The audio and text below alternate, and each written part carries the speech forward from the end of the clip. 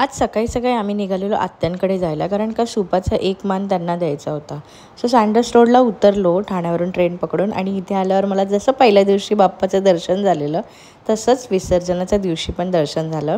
हा व्लॉग अनंत चतुर्दशीचा आहे. सो इथे बघा, उमरखाडीच्या राजाला सगळेजण आरती करत होते. छान वाटलं बघून. मग आत्यांकडे गेली, सूप तयार केला आणि त्यांच्या हातात दिलं, आणि त्यांनी मग आम्हाला जेवायला दिलं. जेवून आम्ही निघालो आणि पाऊस पडत होता, त्यामुळे ना लवकरच निघालो, कारण का ट्रेनला नंतर गर्दी होणार होती.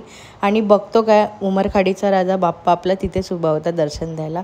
सो दर्शन घेतलं आणि इथे मस्त सगळेजण एन्जॉय करत होते. ब्रास बँड पण होता इथे. सो मला ना खूप नाचायचं मन करत होतं. मी गावावर नाचून आले तरी काय माझं मन भरलं नाही.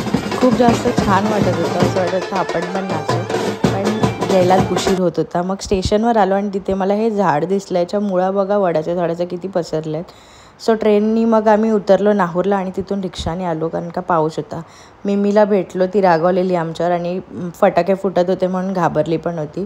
मग संध्याकाळी घरी आल्यावर भाकरी आणि मस्त झुणका बनवला आणि व्हिडिओ एंड करायला विसरली. ओके बाय, भेटूया नवीन व्हिडिओमध्ये.